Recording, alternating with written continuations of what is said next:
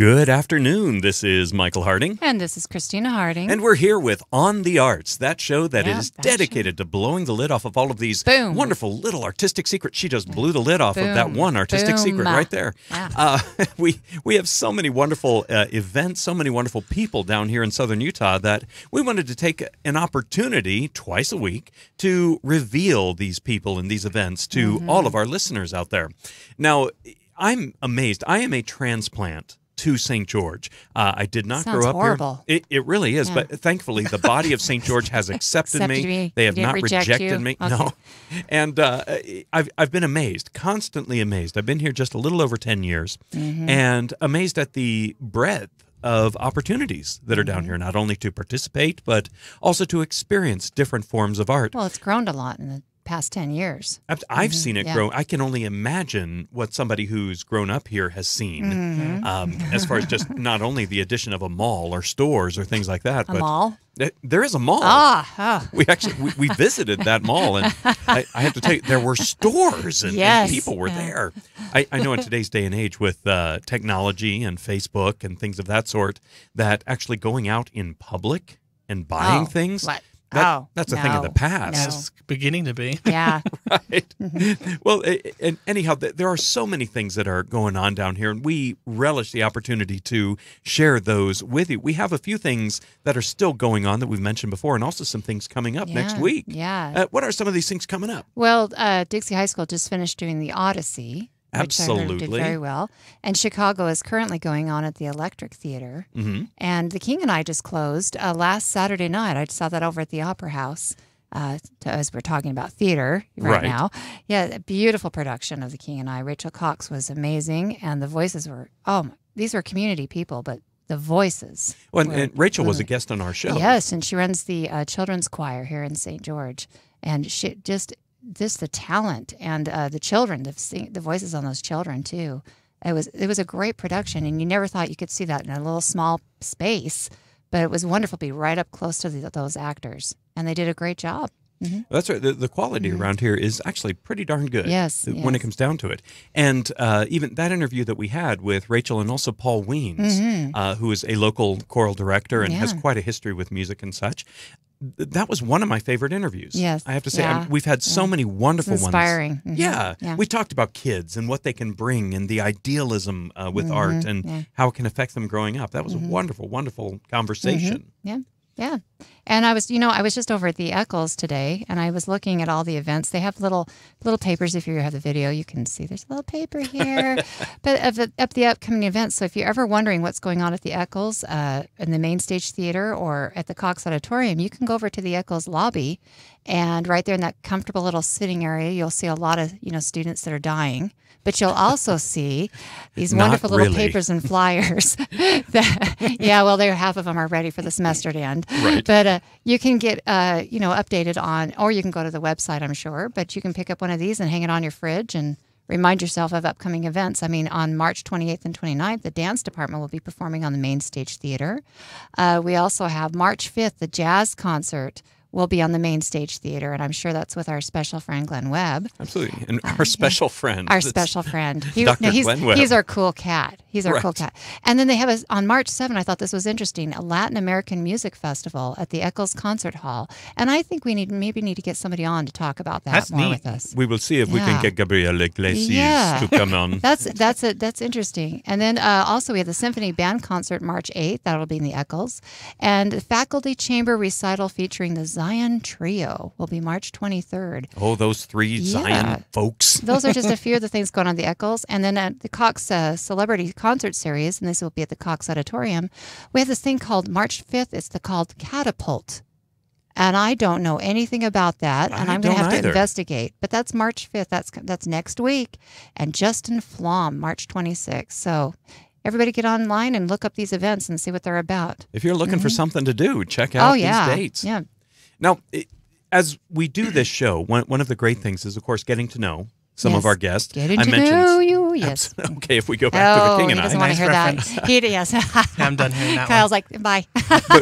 But we do get to know people at a much deeper level than we sometimes do. We try to break that wall down. Absolutely. And some people, we want to put the wall back up. No, I'm kidding. Yeah, that's true. Yes. That may be the case today. We do have a very special guest, just as we had a special friend, Dr. Glenn Webb. Yes, we have a special guest who is looking actually quite nervous right now with all of this banter. Not sure what we're going to say. And please know, if you want to see this look of nervousness on his face, you can check us out. We are broadcasting live, streaming live on YouTube, and we are also streaming live on Facebook. We're so fortunate. You can absolutely, we are technologically advanced. And I'm having a good hair day, so it's great. It's a good check day. out Christina's good hair day. I'm having a good hair day, so it's a great day. But you can check us out on Radio St. George on Facebook. That's Radio Space ST Space George on Facebook. You can see what we look like, and we have joked actually about having cutout faces of Brad Pitt and Angelina Jolie and things. Yeah, just to make ourselves look a little better. We might get more listeners that way too.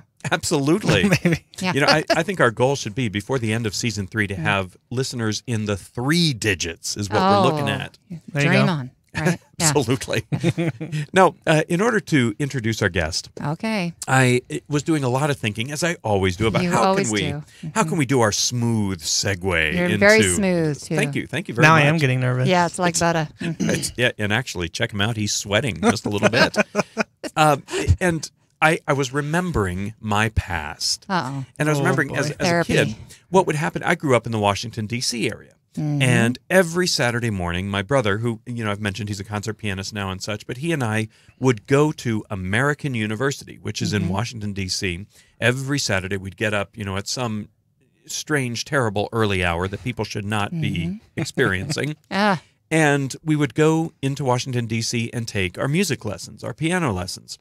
And we studied with a teacher named Milton Kidd, who I found out we share a birthday, actually, many, many years apart, I have to say. But we do share a birthday, September 13th. I'm just throwing that out there in case any of our listeners want to. It's still a ways off, but I want our listeners to have time to plan. But we would take these music lessons, but it wasn't just piano lessons. And I thought every kid did this. When I found out that not all kids do this, I was a little baffled. But we would take classes as well. We would go and we'd have our piano lessons, and we would also take, I almost said script analysis, but harmony analysis and composition and music theory and things of that sort. So my Saturdays were all taken up with at least 4 classes in that, including a piano lesson. And I was amazed when I found out kids didn't do this, that there were actual cartoons on TV that kids wanted to watch. Yeah. And not on Netflix, but you actually had to tune in. And you had to watch the commercials. Yay. There came a time where I wanted to be employed by American University because I figured I was giving up my Saturday morning, so I was going to get paid for it at least. And I got a job opening up all the doors. I was kind of the facilities caretaker for this arts preparatory program, and I would open up all the doors, and I would be a gopher for everybody. Well, the director of this program, it was the preparatory program, was a woman named Claire Rozier, and she really liked me, so she paid me to carry keys around, basically. But one of the things I had to do was prep the recital hall for every Saturday after all the classes. They would have a workshop. And every student who was part of the prep had to sign up for at least 3 workshops throughout the semester. And they would have to play the piano or sing or play the violin, any instrument they were studying. And they would have to present it to whoever came to the workshops. And then from those workshops, an honors recital would be chosen for every single semester. But it was my job to prep the recital hall. And I remember one day I was in the recital hall. I had placed the piano, and I noticed this big board on the back wall. And it was like this electrics board. I didn't know anything about it. And I went over to it, and I opened it up, and there was this big dial. And I turned it, and all of a sudden the lights came up. And I turned it the other way, and the lights went down. And I thought to myself, this is cool. And so there were a few other switches where you could make lights come up on stage right or stage left. And, I didn't realize before, but you could shut the curtains in this place. So I spent hours down there, literal hours. A techie was born. Absolutely. And I was like creating theater. I would pull the curtains and I would turn the knob and the lights would come up. And I think I even got my mom, who was there, of course, hanging out while my brother and I were taking our classes, and Claire Rozier. And I said, come down here and sit in the audience and watch what I can do. And, it was really simple, just opening the curtains, putting the lights up. And I remember having a thought, a fantastic thought that only a young artist could have. And I thought, maybe one day someone will give me a theater where I could do shows I wanted to do, where I could create these lighting events like I just had here, but maybe have even more. And that brings us to our guest here. And thank you very much. You should write a book. That's a great little story. It's a great little intro, yeah. We're going to release it next Christmas. It's going to be the Segways of On the Arts. The Segways of Michael Harding. Michael Harding, Segways. And I'll even put an audio book out there where they can hear my dulcet voice. That's brilliant. Yeah. Well, thank you. You've now become one of my favorite guests. But here in the studio today, we have Kyle Myrick with us. Now, you may remember Kyle. He was on with season 1 when we were first trying out the show. That was a great season. That was a fantastic season, let me tell you. And exciting. I think we didn't know what we would talk about with all of our guests and such, so we would slot them for 10, 15 minutes, 20 minutes. And we got really frustrated because we had so much we wanted to talk about. Now, watch this. Kyle's going to clam up. And we better not. Oh, no. But, stage fright. He was on for a very short segment, and now here he is with us in the studio for a full show. Kyle, welcome to the studio. Thank you for having me again. I'm excited. Actually, well, Kyle, I mentioned that it was so exciting, the thought of having a theater given to me. Would you please share with us, what is it you do? Why the heck are you here? Yeah. I love theater.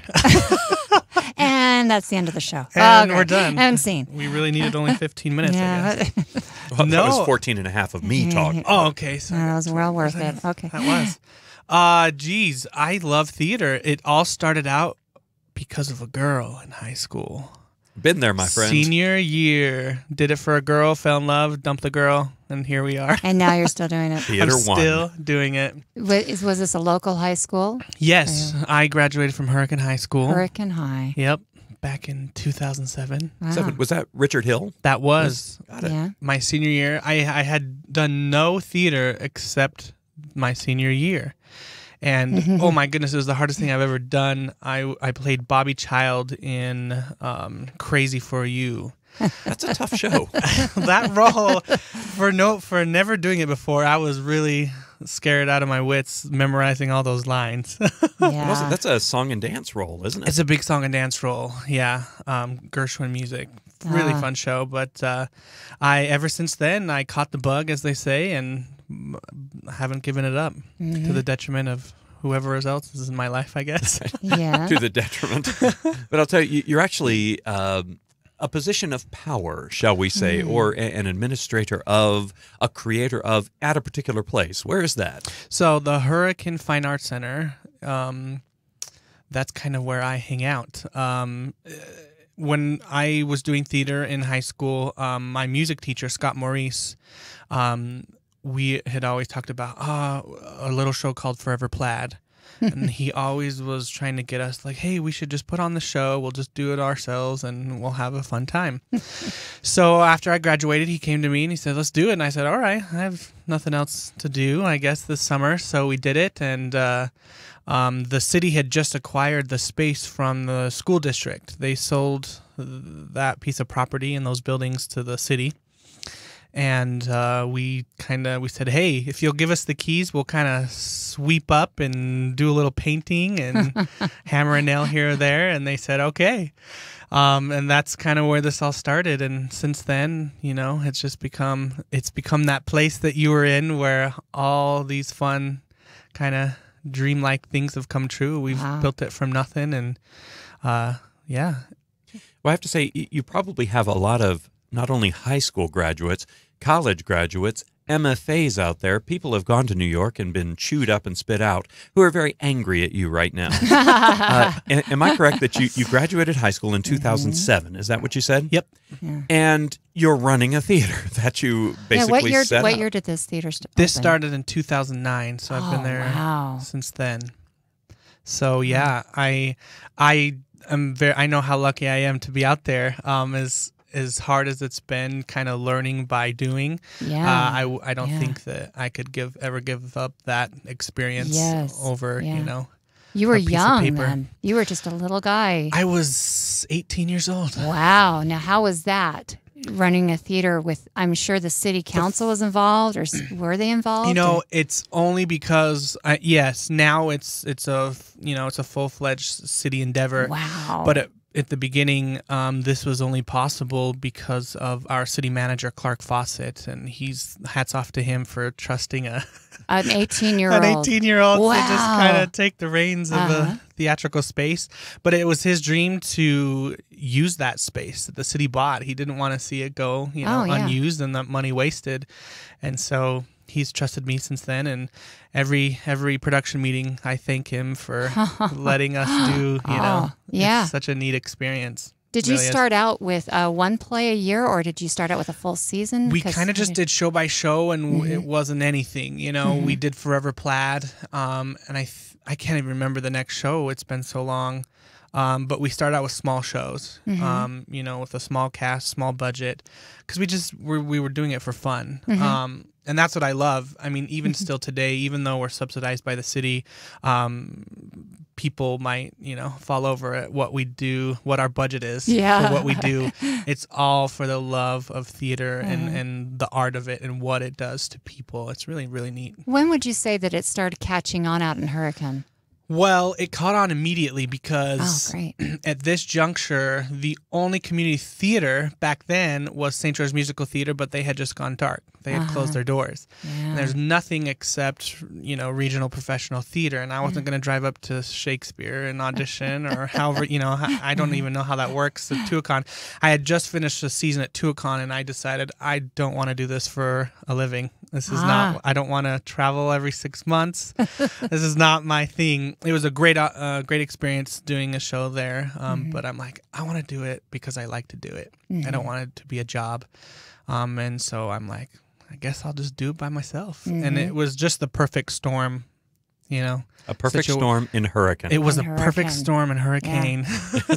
So you say it took off immediately. Did you have a lot of community volunteers that started off helping you, or did when I say that, I mean, yeah, there's a lot of people that wanted to be a part of it. We did some smart shows in the beginning. You know, we did Les Mis, and we had 120 people audition, and we were there till 11 o'clock at night casting people, and it was really neat. And sold out the 560 seat theater every night. It was just a really. It couldn't have worked out better for, you know, this young kid that just wanted to do it. 18 you started. Michael's. What year did you do Les Mis? We did Les Mis in 2012. 2012. And so did you have a lot of people going, Les Mis in Hurricane? Yes. Hurricane? And I go back and I sometimes, you know, it's a hard thing running a theater company. Well, yeah. And even it's still kind of a one-man band. There's so many people that I can't remember their names and that even help me now. It cannot work without them. But it's a hard job. I do a lot of things by myself because there is no budget. But yeah, it's a big endeavor. It's very worth it though. Yeah. And you do musicals. Do you do straight plays at all? I haven't ventured into straight plays because those are not my forte. But I really want to. There's a couple shows I'm eyeballing.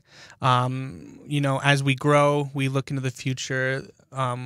We kind of want to round ourselves out and not just do musicals every time. So yeah, we're looking into some straight shows. Do you direct every show at Hurricane? I do. I think that, in my opinion, that kind of, and the city's opinion, we like kind of the idea of it keeps a certain. I can't think of words right now. Words You're are fine. hard. It's been a long day. I've been studying biology. Yeah, guys. you've been studying biology today, so you're okay. It keeps a certain production value, I guess you could say.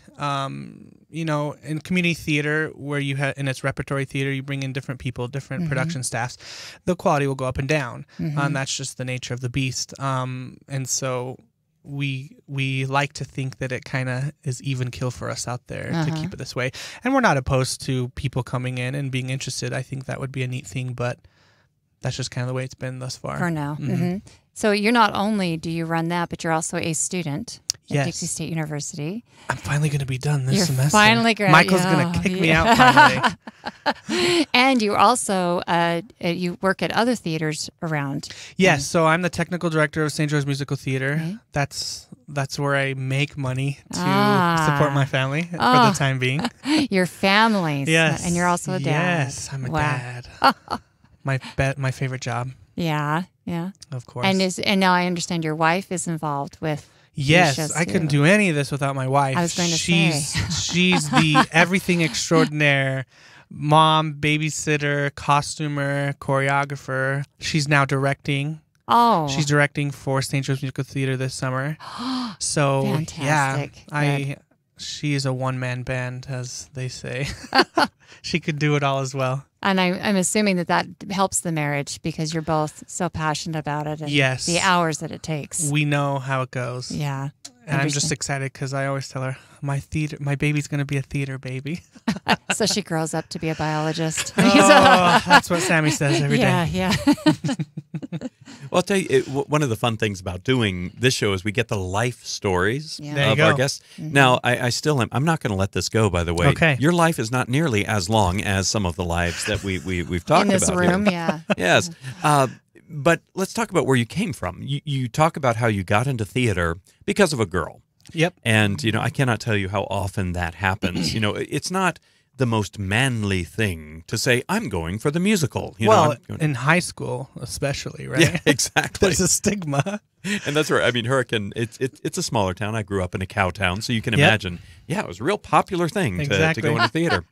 But what were you doing before that? Now, I understand. I've never heard you sing, except recently you are taking my voice and diction class. That's right. And we're starting to get into We the had singing. fun last week. But I don't want that to happen. We're going to fix that in the class. No fun. Wow. But I will say, I have heard you have a fantastic voice. And that takes me to, where did you come from besides wanting to date a girl? What's up with this? Actually, I didn't sing or do anything, as my family would say, artsy fartsy until We're going to censor that. a little censorship. Yeah. Until I was a junior. So I had grown up and my aunts were singing and in shows and did band and stuff like that. And that's just kind of what was going on around the house. And so that's where I think my love was born, is you always want to be like your older siblings, right? And I think that's where my love was born, besides being born that way. And so I played baseball. I played sports until my junior year. And then junior year, I'm like, I'm going to try choir and band. Fell in love with it. Was on the drum line, singing the choir. And that led into, that's where the girl came from, is choir. So I think that's where my love developed for it in high school, and my family, and watching them do it. Got it. Now, I'm still stuck on, and I'm going to be stuck on for a Are while. you ever? The fact that you got into theater late, you immediately stepped into a role where it's important to know theater, to know the breadth of theater. If you're going to choose a season, you got to know what's out there. Well, and being as young as you are, Yeah. and when you started with all those old farts around you that knew more than you did, you've had to face a lot of trials, I'm sure. I learned a lot in those first couple years, because age is a factor in people's opinion, but I learned a lot from those people, and by doing. But I can tell you, I don't know much of anything still. Oh, but none of us do. I'm still. I go That's the into great every lesson. show, every great lesson. rehearsal, Yeah. and knowing that I'm going to learn from the people that I bring around me. That's the great thing that I've really come to appreciate, is it's the people that I put around me that make everything great. It's not. It's not me, for sure. Yeah. How do you choose your shows? You mentioned Les Miserables, of course, for making the money, but how do you choose them? To be quite frank, I love music, and I look at music a lot of the time. If it's not a show I know, obviously I'll read it. But beyond maybe just music, I love shows that are deep. And it's funny because I don't like to do deep shows, right? We're going to bombard our audiences with give us some breath, or, get us out of this deep, dark hole. And so every time we do a fun, happy, showy musical, I'm vying for the deep roles and the deep, the deep shows with great messages and life lessons. And I guess I don't really have an answer of how I pick. I just kind of search and see what I feel, what I like. Yeah.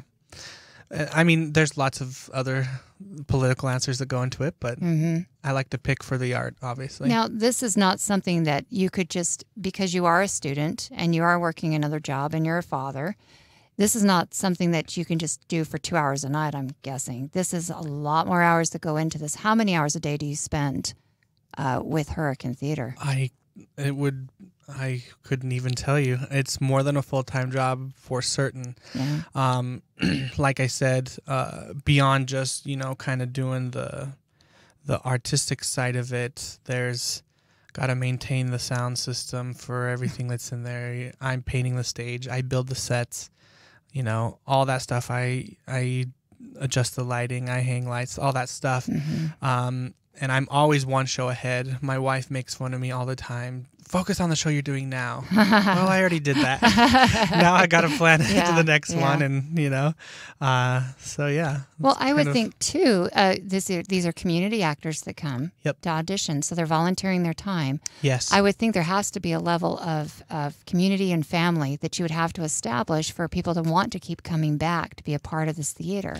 Yeah, I'm not. I don't have any preconceived notions that everybody and their dog love me, but when you run, when you run anything, you have a certain way you like to do things, and I guess that for me, that is, if we're going to all 95 or more % of who are in my shows and actually who come to see our shows are not from the Hurricane area. They're from the surrounding areas. And so, and this is what I always say at our first cast meetings: if you're going to spend this much time away from your families and be driving to Hurricane every night for rehearsals, let's do it and make it worthwhile. Let's focus on it and let's make it, don't waste your own time coming and not being prepared or not wanting to work.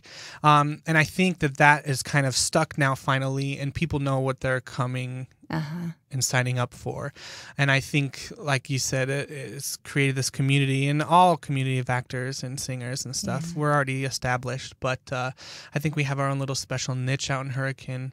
Not to say that that's different from any other theater company, but it's fun to see people who dedicate themselves among the many other things that are in their life.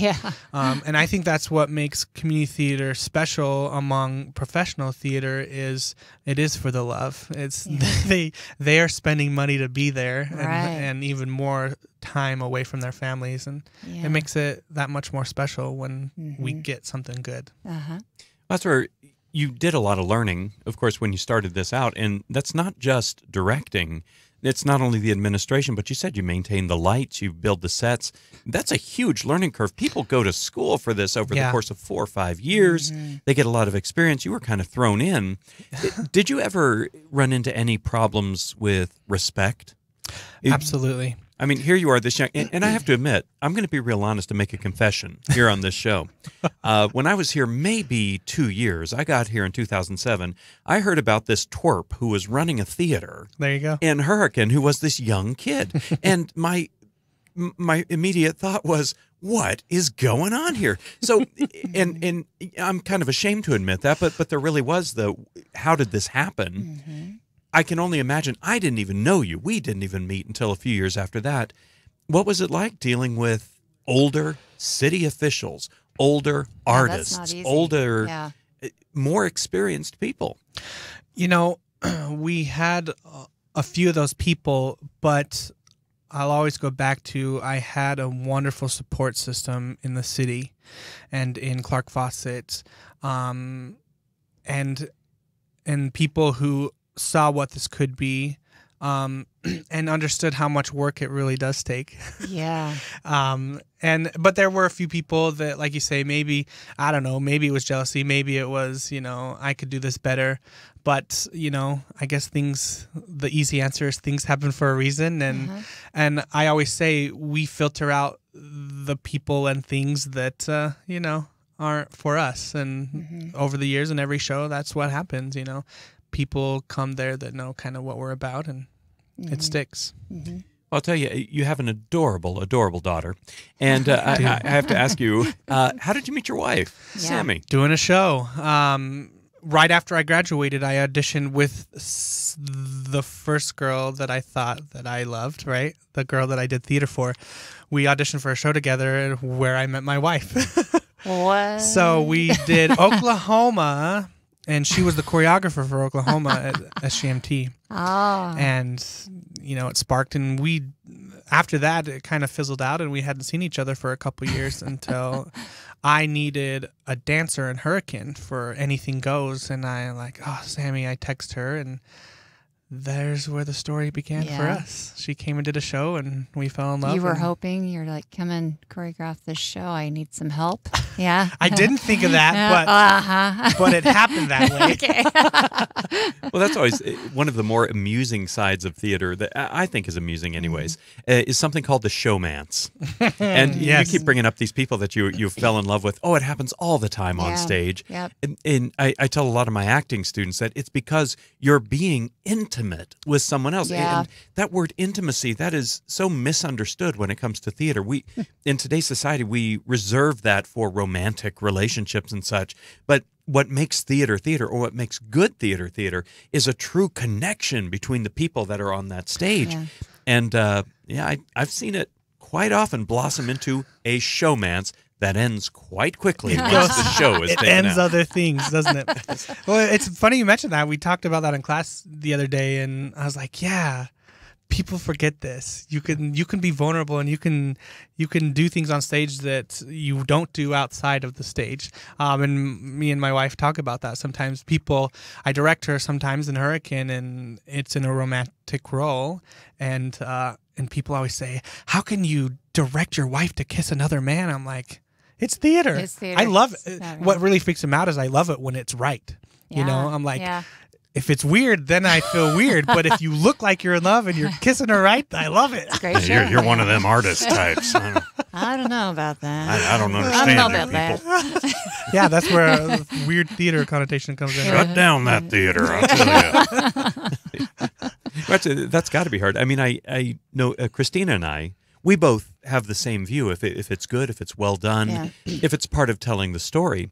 Yep. I have to admit, though, being a human and being, a guy, a jealous guy. I'm a guy. Yeah, okay, that's all right. He's a guy. That's okay. But I'll tell you, there are times when I see her kissing another guy. I saw Music Man a few years ago, and she did a brilliant job. It was a wonderful production. I have to admit, there is that side that says, okay, I understand the art. I'm an actor too. Dude, back off. Yeah. But it is really wonderful when you have one of those great connection moments out there. Mm-hmm. And I think that's what's great about you and your wife, that you're both involved in it. You both understand it together. Yeah. That makes it a lot easier, I'm sure. Yeah, great that you can both do that together. Mm-hmm. So if there was somebody out here listening today that's sitting in his car right now and he's eating a ding dong and he's listening to this whole broadcast and he says, I would like to do something like this, but I'm not sure how to go about this. I'm not sure I have the stamina, that it takes to do this. What would your advice be to this person? Wow, I've never been asked that question. Now you have. Have a really understanding wife and family.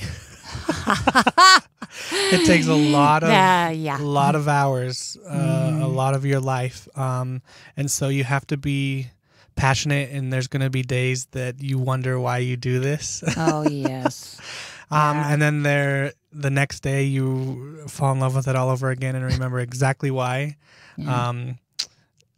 I don't have good advice for that person besides if you have a deep enough love, then you'll make it work. Mm-hmm. Mm-hmm. And you'll put in the hours and the sweat and the tears. And it's been many and hours. The blood. Yeah. That happens. Yeah, a lot of blood from those nails. And That's right. Well, in all of your copious free time. Oh, yeah. Because, of course, working in the theater, you've mentioned, oh, my gosh, just so much downtime. You mentioned before that you did sports and baseball and things of that sort. How do you relax, or do you relax? It's the theater. I love it. I get to relax when the show's open, and I get to watch it. A lot of times directors, when they're finished, the show opens, they turn the show over. I'm not that kind of director. I run the soundboard, so I get to watch it every night. And I get to give my actors notes every night till the last night. I'm one of those. Director's always there. And I always tell them, you may be one of the people that think it's ridiculous that I'm giving notes on closing night. It's because I'm giving you direction to be better. It's about craft. It's about art. Yeah. You'll never be, perfect. So why not keep entertaining the idea that we can get better every single day? I like that. Well, I'm saying you must be proud of what you've built thus far. I mean, certainly with a lot of support. Where do you see this going?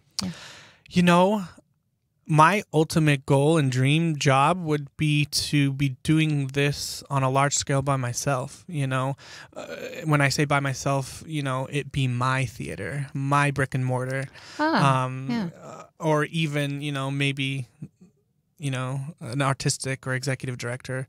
I wouldn't want to be an executive director.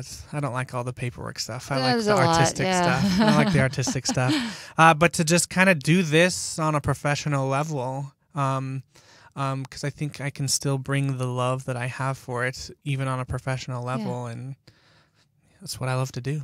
You sure are building your resume right now. I hope so. I'll tell you that. Yes. I hope so. Step on strong. Now, you've got an upcoming, your season, has it been set for this next year? Yeah, so we're in production right now for The Taffetas, one of Michael's favorite musicals.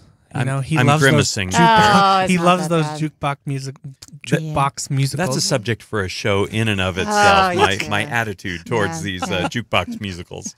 So we go from Taffetas into the Woods. You'll appreciate that a little better, right? I love that. Love Sondheim. I'm excited. That's a beautiful one. Yeah, Into the Woods. And then after that, drum roll, never been done around here on a non-professional level. Hairspray. We're so excited for Hairspray. We're leaping off there. Yeah. We're going to channeling Nikki Blonsky's energy right now. That's fantastic. So that's our season. So when are the auditions for these shows coming up? Auditions for Into the Woods are going to be the first week of August, and then the first week of January for Hairspray of next year. So people got time to get plenty of time and get ready. That's right. And what do you want for an audition? What are you looking for? That's another question people ask me, and the true and honest answer is talent. But even more than that, I'll cast somebody that has dedication and love over somebody who has great talents but maybe not the greatest attitude or work ethic. So and that's another thing that maybe separates me from most directors is I'll sacrifice some talent for things like that because it's a hard job. You are away from your family. You are working many months. So somebody better be working on their attitude for the next summer. That's right. Get ready. Have good attitudes. Have and good then come attitude. out. Get a little therapy going. I say tenacity is it's infectious. And I'll say there was a show I directed quite a few years ago here, and I won't mention the show. People may know it wasn't a bad show, but people may know. But there was a student who auditioned and really didn't have the chops to do this particular show. And it is a little different being in educational theater because it's not about the product, it's about teaching the students. But even the student, it didn't seem quite a fit for this particular student. And something that impressed me, once the cast list went up, you always have a lot of very disappointed people. A few tears are shed, and sometimes friendships are broken up. And, But this person let me know that they were disappointed, but they were very good-natured about it. And rehearsal started a week later, and this person showed up. And I just said, why are you here? It's okay that you're here, but why are you here? And this individual just said, well, I want to learn. I want to see what's going on. And it was like that for a week and a half. Wow. This person had a better attendance record than any of the people who were cast. And it was on the Wednesday of the following week. And I had an actor who had an excused absence, and I need somebody to step in. I was going to put the stage manager on with a script. And I looked over at this person and just took a shot in the dark and just said, hey, do you want to give it a shot? You've been here for every rehearsal. And this person jumped up and said, yeah, I know this role like the back of my hand. Without the script, right? Absolutely. And I'm going to be frank. Yeah, this person still had some growing to do. But I loved the fact that this person was there to step in. And frankly, we created a role for this person after that night. That's how it figured, works. you're going to be here. We're going to put you in the dances. And we're going to start working with you. And that person actually did a few roles after that. That's awesome. And it was a lot of fun. So if there's a father or mother or somebody listening right now that wants to audition for you, what can they expect if they're cast? I mean, are these long rehearsals? What do you expect from someone when they audition? That's something I learned early on in some shows that I did. We learned how to tailor rehearsals to children specifically. You know, we never go children wherever the show's at, whether it's Final Tech, they're done at 9:30 p.m. Wherever we're at. And what I love about kids is they can be pushed so much farther than any adult. Man, you can get kids so much farther in the art than a lot of adults. And so they're always ready. It's whether we and the show are ready for them. And so I learned early on, there's no reason to keep them, you know. So they're usually there for 2 hours, maybe 2.5 hours, and they're done per night. And depending on the show and the time of, you know, where rehearsals are before we open, where they're there maybe 2 or 3 times a week. Oh, that's not bad at all. Yeah, it's not too shabby. And are you willing to work around a family schedule, or is it just you got to be committed? That's the nature of the beast. I counted the other day. There's 11 productions going on at the exact same time right now, and us producers have no opportunity but to have a good attitude and just work with anybody's schedule. Well, I want to ask you, because you brought that up. There's 11 productions going on. What do you think is about what's happening in this area with theater? I think it's great. I mean, we're growing. There's an obvious demand for theater. And so, in my opinion, theater fosters theater. I mean, we may not be big enough in numbers for the amount of theaters we have per se right now, but I think that it's, you know, time will tell if it's, you know, natural selection happens. The Darwin Arts Center. The Darwin Arts Center, yeah. Oh, somebody needs to look into that. No, I think theater fosters theater, and we're all out for the same goal, more or less. And so, and you know, there's some chatter out there, as there always is. Oh, so-and-so doesn't like so-and-so. Well, we're all competing for the same pool of actors. We're all competing for the same patronage. So why not work together? There's no other choice. Why not work together? That's and make the it key. easy and supportive. Well, that's why I like doing this show. It's like we said before when we had Jamie Young on for Brigham's Playhouse. This show's about taking down those walls and communicating, because if he's listening right now, you know, he knows he can work with you, you'll work with him. That's what it's Wonderful about. Guy. We're always working with him, and I like Jamie. I think that's the key, is take those walls down. It's not us; it's us and them. It's when people remember that it's not about money is an important factor in what we do, but it's not about money. Right. It's about the art. And I think that's what's made us survive way far out in Hurricane. Everybody's like, the drive. The 20-minute drive to Hurricane. Well, hey, we can't do that. And people come out and they realize, it's scary. It's not bad. And look what we have here. So I love it. Yeah, it's not that far. It's not, guys. That kind of blows me away. You know, that was a 20-minute drive to the grocery store where I grew up. See, it's not bad. Not that bad.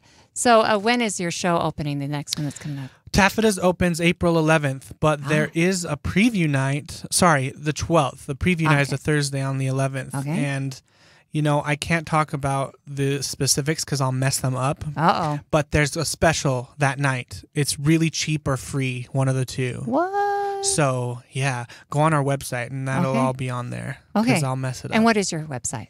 HurricaneTheatrical.com. All right. And how much are tickets if you don't go necessarily on the special I'm glad you asked, because I would have forgotten to talk about this. We had just revamped our ticketing where adult tickets are $15, but children 4 to 17 are free with a paying adult. Up to 17. Up to 17 are free with a paying adult. So we're trying it out because we're a family theater. You know, we want you to be able to afford to bring your family of 6 to the theater and not spend an arm and a leg. So we're cheaper than the movies, and 5 theaters better. And that's what our goal is to get people out. That's actually kind of brilliant. That's going to bring families. We hope it's going to work. Yeah. We want people to see. And if nothing else, that's how going back to your original question, I talked about falling in love with the art in high school, but that's not true. I saw a production of Utah at Tuacahn when I was a youngster, and then after that it was Singing in the Rain, and they made it rain on stage, and as a child I was in awe, and I fell in love with what theater was. I knew it was manufactured, but my goodness, they made it rain on stage. Fell in love with it. And that's what we want. We want these young kids to come and see live theater, not be stuck in front of a screen, and make it cheaper than that, you know, and get some culture and art. That's what this that's what you guys like talking about, right? Culture and art, yes. What a great idea. So $15 a ticket, and then 3 to 17 are free with paying adult. Free. Wow. But if you bring a 2-year-old, that's $20 a ticket, right? Well, you're out the door. If you bring a baby, you're out the door. 3 and under are not permitted. Please do not bring a baby. Keep your baby at home. Sorry. All babies and other noise-making devices. That's right. Yeah. We love babies, but no, not the theater. That's right. Well, Kyle, as is always the case, I'm glad we had a longer segment than we did way back in season 1. Yeah, this is a lot. But we are actually out of time. Wow, that went by fast. It always does. Absolutely. Because it was so entertaining. So we do want to remind everybody, keep your ear to the ground for events that are on out there. I'd like to remind folks as well that the display at the Sears Art Gallery is still going on. Check it out. It's beautiful. It's free to the public. Some really, really wonderful pieces of art there. I'm happy to say that when you come to a piece of theater in the Eccles or even to a concert in the Eccles, the gallery is open most of the time, and we have a lot of people who go in there and check it out. Beautiful art. And what is on the show Thursday? On Thursday, right now, we've got Chris Mills, who is one of the founders of Cedar City Junior Ballet. And they actually have a production coming up of 2 pieces, The Puppet Man by Hans Christian Andersen, and also Peter and the Wolf with the musical score by Prokofiev. Fun. If you hear it, I guarantee you'll know it, whether it be from an Air France commercial or something like that. But very, very popular music. And maybe even some surprise guests beyond that. I hope so, yeah. Absolutely. Cool. But anyways, thank you so much, everyone, for listening. Thank you guys. Kyle. Thanks for being here. And we ask that until the next time you hear from us, which will be on Thursday at 4, you keep your eyes and ears on the arts.